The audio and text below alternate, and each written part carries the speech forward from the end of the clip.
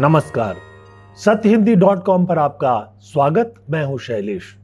शिक्षा मंत्री धर्मेंद्र प्रधान के इस्तीफे की मांग पर भूख हड़ताल कर रहे सामाजिक कार्यकर्ता सोनम वांगचुक को पुलिस ने आज बड़े विचित्र तरीके से जो धरना स्थल है वहां से हटाया। आपको पता ही है कि जंतर मंतर पर वो पिछले 21 दिनों से धरना और भूख हड़ताल पर थे। वहां पुलिस जो है सफेद चादर लेकर पहुंची और अचानक दौड़ते हुए पुलिस के कर्मी सफेद चादरों से चारों तरफ से उनको घेर दिया और फिर वहां से ले गए। बड़ी विचित्र स्थिति है।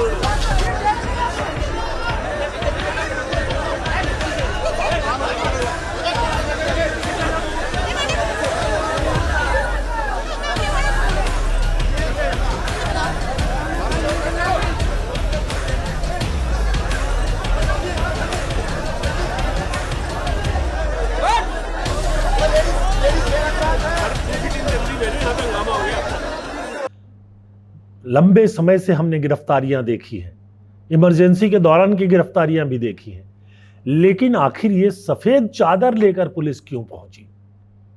जितने भी पुलिस वाले उनको वहां से लेने के लिए गए थे वो सब प्लेन क्लॉथ में थे, यानी उन्होंने वर्दी नहीं पहन रखी थी।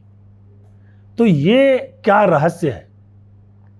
सोनम वांगचुक 21 दिनों से अनशन कर रहे थे, यानी भूख हड़ताल पे थे। पानी के अलावा कुछ नहीं ले रहे थे। वो जाहिर है उनकी तबीयत काफी खराब हो रही थी। हाई कोर्ट तक ये मामला जा चुका था। कोर्ट ने ये आदेश दिया था कि सरकार और दिल्ली पुलिस जो है इस बात को देखे कि उनके स्वास्थ्य की क्या स्थिति है और जो भी जरूरत हो कार्रवाई करे। लेकिन पुलिस सफेद कपड़े, सफेद चादरें लेकर क्यों पहुंची और सफेद कपड़ों में घेर कर उनको क्यों उठाया गया? ये बहुत विचित्र है। क्या पुलिस लोगों से, आम लोगों से, देश की जनता से ये छिपाना चाहती थी कि सोनम वांगचुक को किस तरह से हटाया गया है?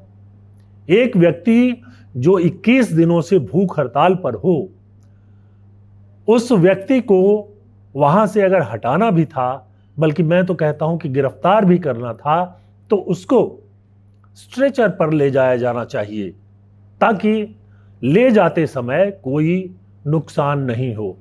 उनको एम्बुलेंस में रखना चाहिए।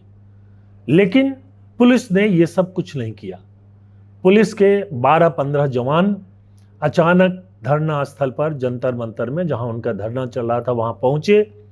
उनको चारों तरफ से सफेद पर्दे लगा कर घेरा गया। फिर 1-2 पुलिस कर्मियों ने गोद में उठा लिया। जब उठा लिया उसके बाद भी उनके ऊपर सफेद चादर ओढ़ा दिया गया था और फिर उनको पुलिस जो है अपनी गाड़ी में ले गई। ये बहुत ही बेरहम लगता है। आखिरकार पुलिस वहां पर स्ट्रेचर लेकर क्यों नहीं गई? दूसरी बात, जब 21 दिनों से वो वहां धरना पर थे तो वहां पुलिस को डॉक्टर को लेकर जाना चाहिए था, क्योंकि उनको वहां से हटाते समय किसी तरह का नुकसान हो सकता था। वहां जो छात्र थे उन्होंने रोकने की थोड़ी बहुत कोशिश की, उसमें झड़प जैसी, हल्की फुल्की झड़प जैसी स्थिति भी आई, उनको नुकसान हो सकता था। ये क्यों नहीं किया गया? क्या सिर्फ इसलिए कि उसका वीडियो बन जाता और देश की जनता ये देख लेती कि सोनम वांगचुक को जंतर मंतर से उनकी इच्छा के खिलाफ उठाया गया है? खैर, पुलिस ने वहां से हटा करके उनको सफदरजंग अस्पताल में भर्ती कराया। सफदरजंग अस्पताल में भर्ती होने के बाद भी सोनम वांगचुक ने अपना अनशन तोड़ा नहीं है। उनकी पत्नी गीतांजलि उनसे मिली और उसके बाद उन्होंने ट्वीट करके बताया कि वो अब भी अनशन पर है और परिवार के लोगों ने ये साफ कह दिया है कि जब तक सोनम वांगचुक खुद नहीं चाहे या जब तक परिवार के लोग न कहें तब तक उनको मुंह से कोई खाना नहीं दिया जाए। बहरहाल अब वो डॉक्टरों की देखरेख में है। हम उम्मीद करते हैं कि उनकी सेहत बेहतर रहे, लेकिन ये बात जो है वो किसी की समझ में आ नहीं रही है कि आखिरकार उनको इस तरह से पर्दे में क्यों उठाया गया। क्या सरकार डर गई है? क्या सरकार को यह लग रहा है कि सोनम वांगचुक की बातें जब देश के सामने और भी ज्यादा लोगों के सामने आएंगी तो कोई सुगबुगाहट पूरे देश में शुरू हो सकती है? बहरहाल सोनम वांगचुक ने अपना अनशन खत्म नहीं किया है और इसके साथ साथ कॉकरोच जनता पार्टी के संस्थापक अभिजीत दीपके ने भी भूख हड़ताल शुरू करने की घोषणा कर दी है। वो आज धरना स्थल पर यानी जंतर मंतर पर मीडिया के लोगों से जब बात कर रहे थे तब उन्होंने कहा कि अब वो भी भूख हड़ताल शुरू करेंगे। वैसे वहां और भी करीब 8-10 छात्र जो हैं भूख हड़ताल कर रहे हैं। उनमें कुछ लोगों की तबीयत खराब होने के बाद वहां से हटा लिया गया, अस्पताल ले जाया गया, कुछ अस्पताल में ही है। तो ये जो स्थितियां आ रही हैं वो क्यों आ रही हैं? ये एक बहुत ही चिंताजनक स्थिति है कि सरकार को इस तरह की कार्रवाई करनी पड़ रही है। बहरहाल पुलिस अब भी कह रही है कि सोनम वांगचुक को गिरफ्तार नहीं किया गया है और उन्हें सिर्फ अस्पताल में रखा गया है। लेकिन सोनम तो धरना दे रहे थे और भूख हड़ताल कर रहे थे जंतर मंतर पर, और इसका मकसद था देश को जगाना। वो ठीक वही काम कर रहे थे जब जैसे एक आजादी के पहले गांधी जी किया करते थे। वो कई मुद्दों पर भूख हड़ताल पर बैठते थे। उसका मकसद होता था देश के लोगों में चेतना जगाना। और ये जो मुद्दा है जिस पर सोनम वांगचुक जो हैं वो भूख हड़ताल पर बैठे हैं, वो जो है आज भी सबसे महत्वपूर्ण है। और वो है कि देश में जिस तरह से परीक्षाओं के पेपर लीक हो रहे हैं उन पर रोक लगे। और इन परीक्षाओं में पेपर लीक हो रहा है तो आखिरकार जिम्मेदारी किसकी बनती है? जाहिर सी बात है कि देश का जो शिक्षा मंत्री है उसको जिम्मेदारी लेनी चाहिए। मैं एक उदाहरण दे दूं, और कई उदाहरण हैं। आजादी के तुरंत बाद की बात है जब एक रेल दुर्घटना हो गई थी, तब लाल बहादुर शास्त्री ने रेल मंत्री के पद से इस्तीफा दे दिया था। बाद में चल करके ये एक और घटना हुई, एक और रेल दुर्घटना हुई थी, उसमें नीतीश कुमार रेल मंत्री थे, उन्होंने भी इस्तीफा दे दिया था। तो इस तरह की परंपरा देश में रही है कि अगर कोई बड़ी घटना हो जाती है तो जो संबंधित मंत्री हैं वो लोगों की भावनाओं के सम्मान के रूप में भी इस्तीफा दे देते हैं। लेकिन धर्मेंद्र प्रधान क्यों नहीं इस्तीफा दे रहे हैं? ये एक बड़ा सवाल है। क्यों सरकार उनसे बात नहीं कर रही है? ये भी एक बड़ा सवाल है।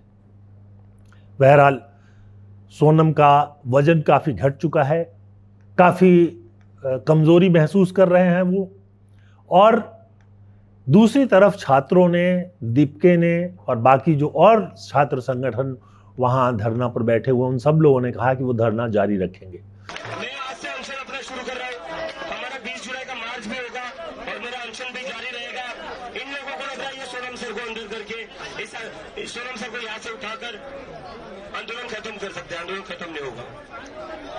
इसमें एक महत्वपूर्ण बात यह भी है कि 20 जुलाई को संसद का सत्र शुरू होने के पहले दिन जो प्रदर्शन संसद तक मार्च की घोषणा उन्होंने की थी उसको भी वापस नहीं लिया है और वो अब भी ये कह रहे हैं कि वो मार्च करेंगे। वैसे 20 जुलाई को अगर ये मार्च होता है तो एक ही दिन में 2 मार्च होंगे। एक मार्च जो है जम्मू कश्मीर के मुख्यमंत्री उमर अब्दुल्ला ने भी घोषणा की है, वो कश्मीर में को पूर्ण राज्य का दर्जा देने और वहाँ जो पुराने अधिकार थे उनको बहाल करने वगैरह को लेकर के वहाँ संसद पर मार्च करेंगे, ऐसी घोषणा उन्होंने की है। तो इसी तरह से दीप के और जो बाकी छात्र हैं उन्होंने भी घोषणा कर रखी है। तो जाहिर सी बात है कि ये आंदोलन यहीं तक खत्म नहीं होगा। एक संगठन और वहाँ धरने पर बैठा हुआ है, उसका नाम है ऑल इंडिया स्टूडेंट्स एसोसिएशन, आइसा जिसे कहते हैं।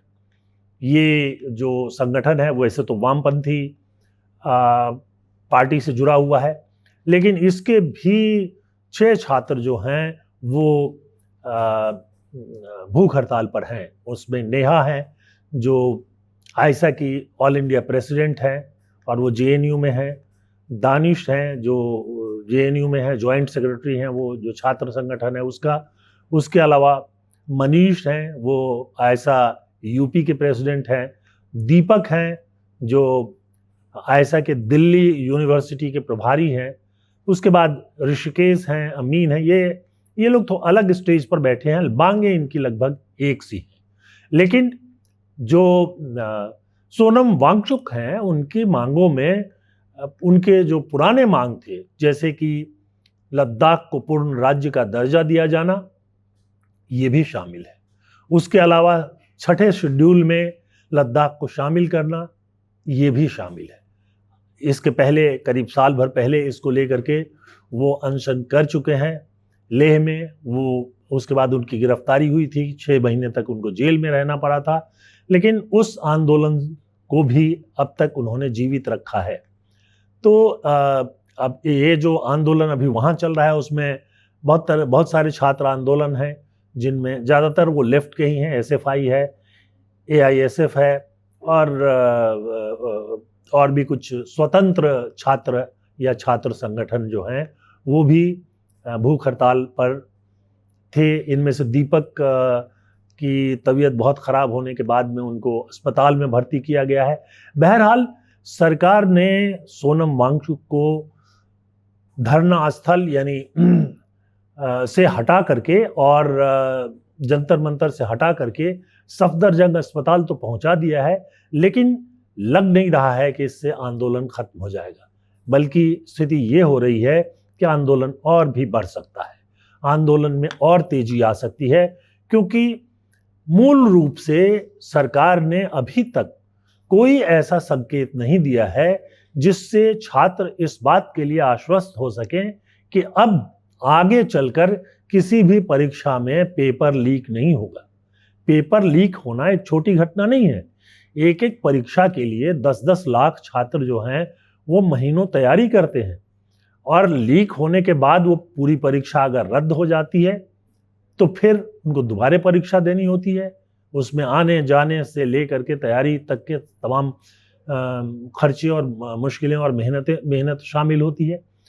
उसके अलावा बहुत बार तो पता भी नहीं चलता, और तब जो ये लीक से पेपर प्राप्त करने वाले छात्र हैं उनका चयन हो जाता है, और जो मेरिट वाले छात्र हैं वो रह जाते हैं।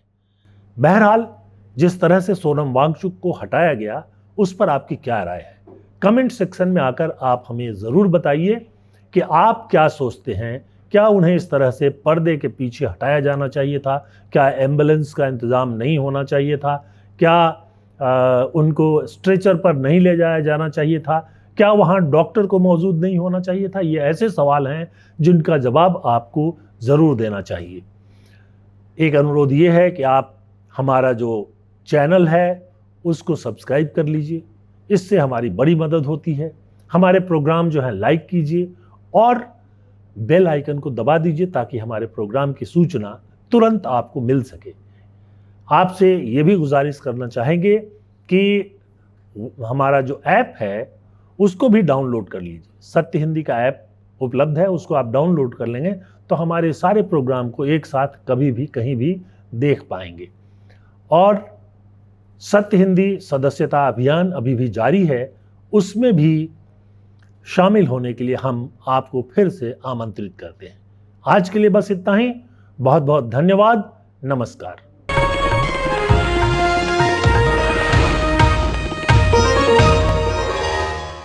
Copyright disclaimer under Section 107 of the Copyright Act 1976. Allowance is made for fair use for purposes such as criticism, comment, news reporting, scholarship, and research. Fair use is a use permitted by copyright statute that might otherwise be infringing.